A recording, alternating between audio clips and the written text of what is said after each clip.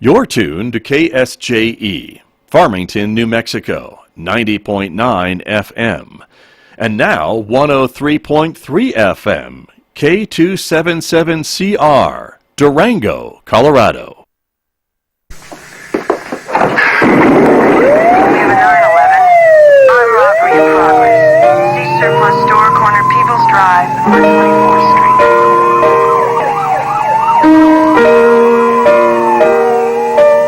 Good afternoon. I'm Chief Heavy, and we're back at the cop shop.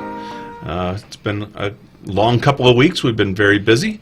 Joining me in a harried state is our able and decorated veteran sidekick, Nicole Brown. Hi, welcome to Cop Shop. You're catching your breath? I am. I came rolling in on two wheels and running up the stairs. And That means she was on a bike, folks, not that Yes. she was driving fast, because we don't I would do that. never do that. Actually, you know what? In the parking lot, I was like, I got to go slow because there's students here now. This isn't COVID times. That's right. I can't be like hitting somebody in the parking lot. So I did actually, even though I knew I was running late, I slow rolled it through the parking lot because... But Nicole's kind of a veteran of the college today, because she was here this morning, and Scott was interviewing Officer Barretto. Yeah, Officer Breno is back at work and healing, and he said he was ready to do some media interviews, and so Scott was the first one to ask about it. So he was on this morning. So I came with him. I wasn't on the show at all. It was just Barretto and Scott, but they had a good chat and kind of talked a little bit more about his injury and what that details and what his recovery is going to look like. And then he kind of gave a shout out to the community and said he was so grateful to live in this area where law enforcement's so supportive. And but it was a great interview. Check it out on We've KSJ. got it on our Facebook page. We do. We have it on our Facebook page. You can find it on KSJE's website.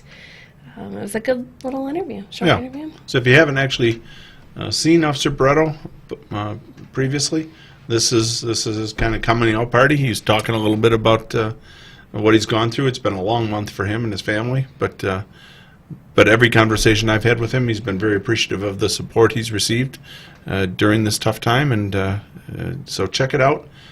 Scott, is ably setting him up, and I think Joe did a good job, even though cops don't particularly like media.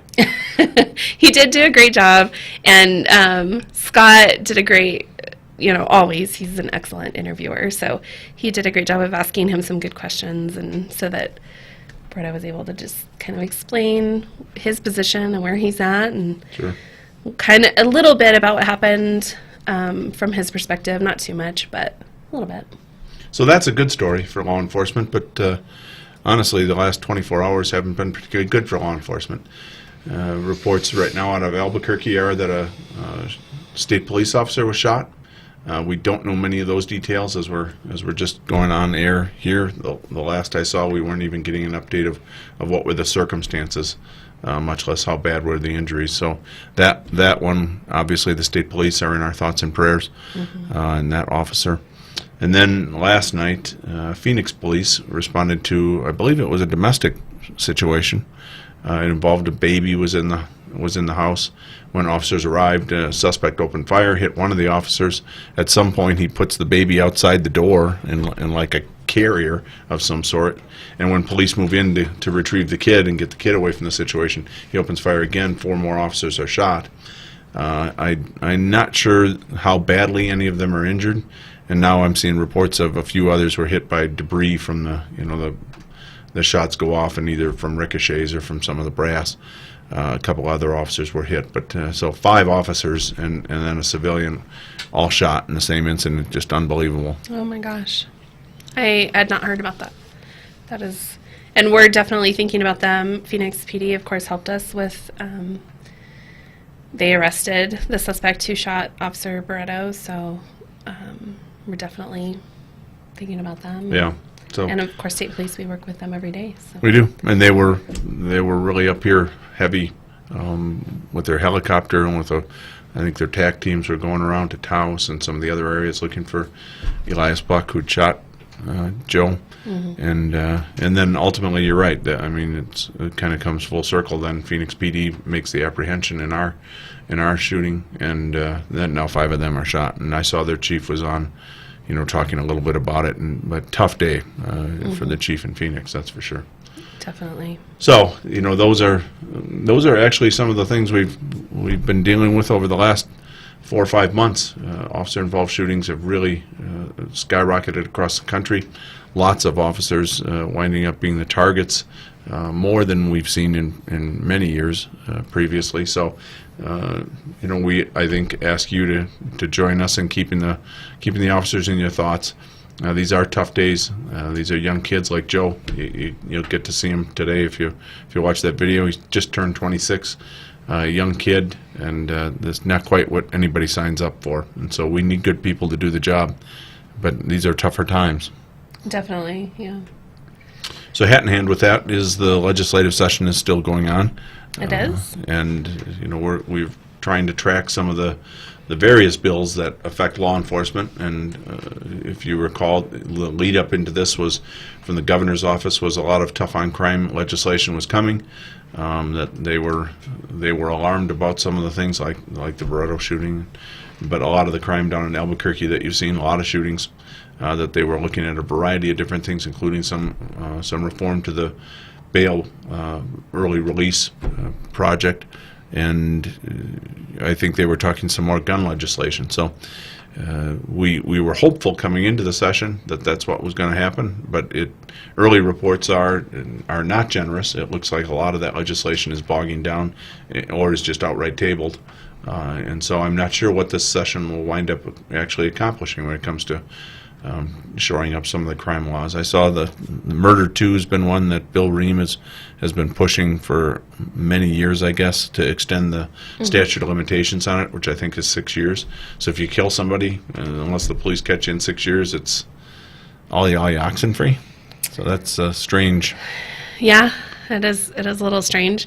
Right now, Scott's got up on the screen a piece by Nancy Laughlin with KOAT, talking with a crime victim's family about what exactly is happening right now. There's only 7 days left, I think, in the legislative session, and like the chief said, there's a lot of bills that have either been tabled or they're getting bogged down, and some of those victims' families are feeling like they were given a lot of promises and things there's not a lot of follow through. And I think at the end of it all, the governor's PIO released a statement saying that the governor is also very disappointed in the way that the bills are getting bogged down in the legislature. But they did tout, that there's some stuff that's gone through, like the raise for state police officers looks like it's going to go through. I don't know if that helps victims of crime, but we'll see. So that is something that the governor talked about when she was addressing us at the Chiefs Association back in December, and she talked about a significant pay raise for the state police, which of course we're for in some manner, but causes stress on every local agency, right? So just like Albuquerque a few years back was really recruiting officers from around the state to come to Albuquerque, they really significantly increased their pay. That's one thing when we're drawing in new people into the profession. That's a good thing. But when we're just taking officers from our rural areas, moving them into Albuquerque, those departments are now going to have to try and replace those officers. So it doesn't enhance law enforcement to just shake the bag and have officers move to all sorts of different positions. That doesn't really improve law enforcement. What improves law enforcement is less of the rhetoric, which actually you have heard less rhetoric against the police over the last 6 months to 8 months. That has decreased, and that is a good move forward just in general in our state. I have to say that is good. If you want people to do the job, you can't eviscerate the job. Nobody wants to do it. So that actually is a bigger one than pay. Officers don't really get into the job dreaming of getting rich off of it, but they also don't dream of doing a job that is widely hated and reviled and is made the scapegoat of just about every problem in society. That is a bigger issue for us, and as far as our recruiting and retention.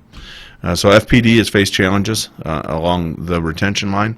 In 2021, 2021 and from January 2021 until the end of last month, about a 13-month period, we had 10 officers retire. In the 5 previous years to that, we had 18 total.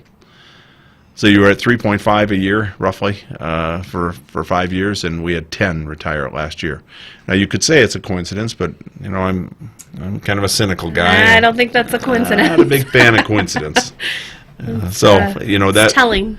That is, you know, I know pay matters some, and of course, now we'll react to it, and I'm sure the county will have to, because the state police are going to increase their pay. But it really comes back more to, do people respect the police, and is it a job that people view they can be successful in? And you can't be successful if everything's laying in wait to dump every mistake on the cop. And like we saw with Joe, I mean, it's just a 26-year-old kid. They're going to make some mistakes. They're human. They're going to make some mistakes, but if every mistake calls for them to be prosecuted and fired and publicly outed, and you just don't get people doing the job, and you could pay a heck of a lot more, and frankly Albuquerque does, and you don't see Albuquerque's numbers at full staffing by a long shot. So, you know, pay is not the issue singularly.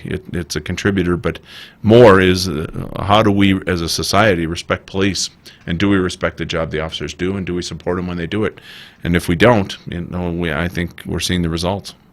Yeah, and we've talked about this at length, about how, you know, asking for reform and asking for, you know, a high level of service from your public servants is not bad, and we're not against that, and we do want to meet the level of expectation that our community has for us. So it's not that we're opposed to changing or reforming, but we would like to have a seat at the table when those things are discussed, so that we can bring about meaningful change, and we can meet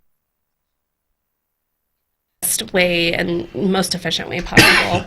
Well, and honestly, there also has to be some acceptance of people are going to make mistakes. Mm-hmm. Now, we deal with those mistakes, and the police are very good at investigating themselves. We have 2 sergeants full-time and a lieutenant full-time. We take about 150 complaints a year on our officers. We investigate them all. We take a significant amount of disciplinary action. You know, sometimes I think the officers feel like they get disciplined a lot more and supported a lot less, and that's a balancing act that we play at the police department. Mm-hmm. But the truth is, they're kids, they're people. They're doing the best that they can in most cases, and when they're not, you know, we deal with those. But some of the rhetoric that we've heard over the last 2 years has been tough to recover from, and it'll be another couple of years, I think, before we'll come out of it. You just don't stop talking about it today, and then everybody starts flocking back in to be police officers. We lost 10 last year, and actually the rhetoric had kind of died down by the end of the year, and people were still retiring. They'd had enough.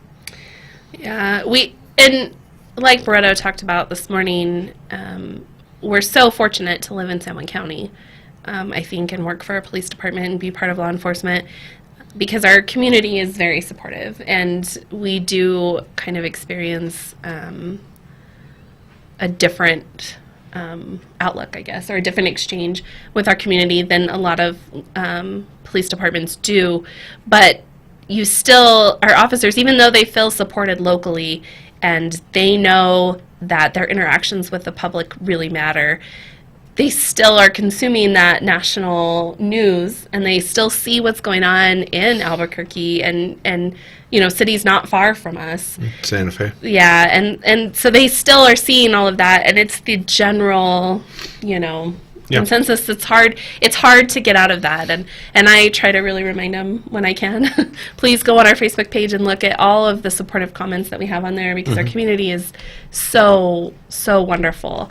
And I think that when we're wrong, we really try to be transparent about that and say, you know, this is where we were wrong and this is how we're fixing it. And our community is really appreciative of that transparency, and they're very supportive of what we're doing. Really, the community, and we've had some blunders and some failures, and you're right. I mean, we try and own those. Frankly, you know, we're upset about them too, so there isn't much reason to bob and weave on them. And we're not happy when we wind up in positions, you know, like with the school resource officer and some of the other stuff that we've had through the years. So it's almost in our interest to just open the doors and let you see what we're doing to try and fix it, because we sincerely work hard to do that. But there is no doubt that some of the national dialogue affects our officers, but even some of the state dialogue does. So if we're talking right now about tough on crime bills and legislation coming from the Capitol in the governor's office, but it was last year, and it was HB4, and there was we need to hold bad officers accountable, and we need to take their qualified immunity and sue them personally, and that caused all kinds of tension in policing. And then they had some other bills. One banned canines, one banned tasers. So take more and more tools away from the cops, give them less and less options, and then be unhappy with the results. That was just last year. So now I know it's an election year, and I know we've now endured a long year of crime, which is actually not unpredictable. I think you were hearing it from a bunch of experts that if you just madly defund the police, there will be consequences, and there have been. But now a year later, we're trying tough on crime bills.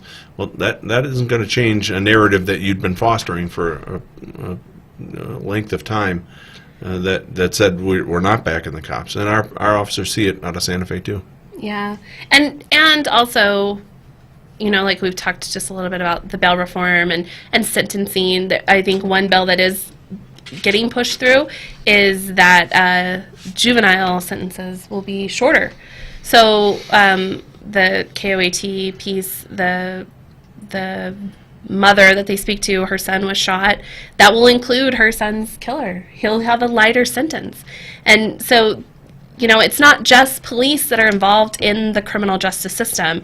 There's several pieces to that, the courts and the judges and everything that goes into that. And I think that, heavy scrutiny on one part of the system isn't going to fix the whole system. So we should be looking at how we are sentencing and bail reform, because I agree with the basis of the bail reform that you shouldn't be able to get out of jail or not get out of jail based on how rich you are. Right. I agree that it shouldn't be that kind of system, but there also has to be a better solution to just kicking people, everyone out on the street. It should be more based on their crime and their violent nature. But and we have participated in a pilot program here in San Juan County where we're looking at who we can release and then what is the recidivism rate when we do, and we've had some success with that. So that is a good goal. Society, especially democracy, should be focused on how many people are we incarcerating and why. But it should never be, and Nicole's point is absolutely how I feel, it should never be based on money. We may be a class society. Money does matter in a lot of ways in America, but it should not matter when it comes to our criminal justice system and who gets justice and who doesn't. So that I agree with Nicole. The entire system really needs to be scrutinized. The police really bear the brunt of it. We're the visible ones, but the judges and the lawyers behind the scenes, and frankly the laws being passed out of Santa Fe. So we're going to have a tough on crime session, and the only bill that we pass actually lightens sentences for juvenile offenders, which is nice in theory when it's a candy cane that somebody takes, but when they take somebody's life, probably it's not as nice. So, yes, I agree. We only have a couple minutes left. We do? So you want to talk about the Super Bowl that's coming up? Yeah, let's do it. I feel like it's like rubbing you and Scott's nose in your poor team's loss. Poor team's loss. That's a phrase that doesn't go over well. However, sorry. Yeah, I feel like it's not the best subject to broach. No, it really isn't all of a sudden. I guess. But you broached it. New PIO positions. That's a job worth talking about. I mean, it's kind of fun. Kind of. Just kidding. I love it. Well, hey, folks, we're nearing the end of it. Have a great Super Bowl. It comes up once a year, and even though it's not the Bills and Packers, which is, sickening to Scott and I, it still should be a good game. We should have a good weekend. Weather's getting nice. We're getting up into the 50s, so get out and enjoy it. It's a great place to live. It's a great time to be here. So with that, we'll sign off. We'll see you in a couple of weeks. Responsibly. That's celebrate responsibly. Yes. Have a good one.